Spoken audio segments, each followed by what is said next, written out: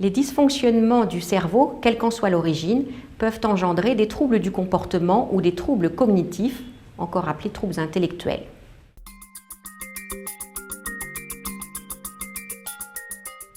Parmi les grandes fonctions cognitives, on distingue en premier la mémoire, ou devrait-on dire les mémoires. En effet, il existe plusieurs sortes de mémoire, comme la mémoire à court terme. Le premier exemple en est la mémoire de travail, qui nous permet de mémoriser un court instant un numéro de téléphone qu'on a vu dans son calepin pour pouvoir le composer. Il y a aussi les mémoires à long terme, comme la mémoire épisodique, qui nous permet d'acquérir des souvenirs ancrés dans un certain contexte de temps ou d'espace. Par exemple, je me souviens que je suis allée à Londres l'été dernier.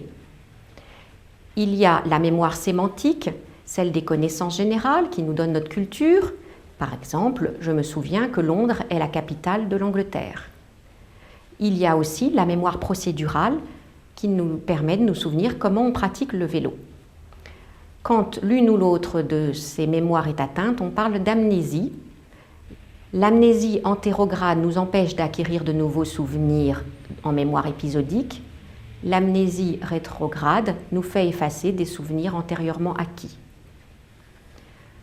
À côté de la mémoire, il y a le langage, les fonctions phasiques. Cela concerne le langage écrit, mais aussi le langage oral, à la fois dans sa modalité d'expression et de compréhension. Quand le langage est atteint, on parle d'aphasie. Il y a aussi les praxies, c'est-à-dire la capacité à effectuer certains gestes, comme utiliser les couverts ou bien s'habiller. Quand les fonctions praxiques sont atteintes, on parle d'apraxie. Il y a les reconnaissances, qu'il s'agisse de reconnaissances visuelles, sensitives, comme reconnaître une odeur, ou bien auditives, reconnaître un son. Dans ces fonctions visuelles, on distingue la reconnaissance des visages, et quand on ne reconnaît pas des personnes que l'on reconnaissait jusqu'à présent, on parle de prosopagnosie. Il y a aussi l'anosognosie, qui est la non-reconnaissance de son trouble. Les personnes n'ont pas toujours conscience de leur trouble de mémoire, par exemple. Et enfin, et je devrais dire surtout, il y a les fonctions exécutives qui sont extrêmement importantes dans la vie quotidienne parce qu'elles nous permettent de planifier, d'organiser, d'exécuter certaines actions. Ce sont les fonctions exécutives aussi qui nous donnent notre raisonnement et notre jugement. Ce sont donc des capacités essentielles dans la vie quotidienne. Chacune de ces fonctions cognitives peut être perturbée isolément ou en association.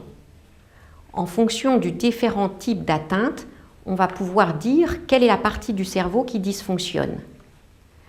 Il peut s'agir d'une lésion de la partie corticale, c'est-à-dire superficielle du cerveau, ou bien de la partie sous-corticale, c'est-à-dire la partie profonde du cerveau.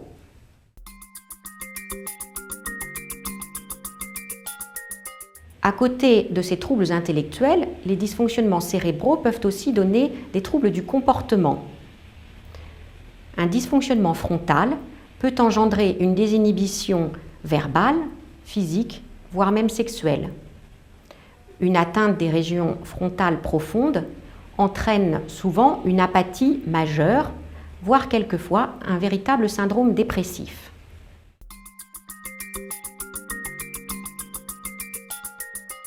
L'identification et la quantification des troubles cognitifs et comportementaux orientent les neuropsychologues et les médecins vers l'origine de ces troubles. Le bilan est ensuite complété par une prise de sang, éventuellement une ponction lombaire pour analyser le liquide céphalorachidien, une imagerie cérébrale morphologique, au mieux un examen par résonance magnétique nucléaire, voire parfois une scintigraphie cérébrale. L'analyse des troubles cognitifs, comportementaux et des données du bilan complémentaire oriente alors le praticien vers l'étiologie possible.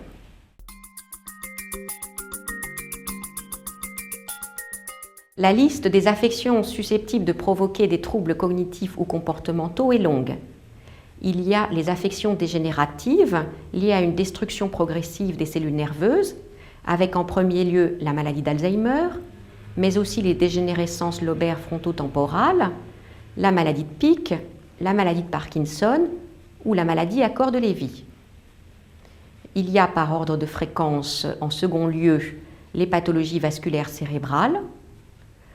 Il y a également les affections d'origine infectieuse comme la neurosyphilis, les troubles liés au virus du sida et la maladie de Creutzfeldt-Jakob. Il y a des dysfonctionnements d'ordre métabolique comme les excès de calcium ou bien les dysfonctionnements de la thyroïde ou encore les manques de vitamine B12 voire de folate. Il y a enfin les traumatismes cérébraux et en particulier les hématomes sous-duraux et quelquefois des tumeurs cérébrales révélées par des troubles cognitifs. La liste n'est pas exhaustive et justifie tout à fait de poursuivre les investigations quand quelqu'un présente des troubles de mémoire ou des troubles du langage ou des troubles comportementaux.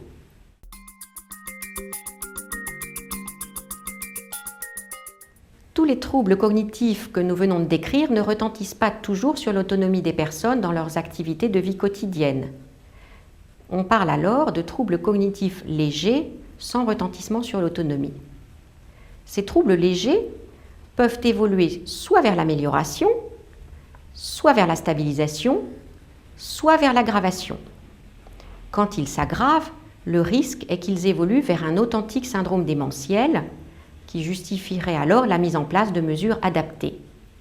L'objectif actuellement est de mieux repérer les personnes à risque d'aggravation pour les traiter le plus précocement possible et surtout mettre en place des mesures préventives. Tout professionnel de santé se doit de répondre à l'inquiétude des personnes lorsqu'elles expriment une plainte cognitive et en particulier mnésique.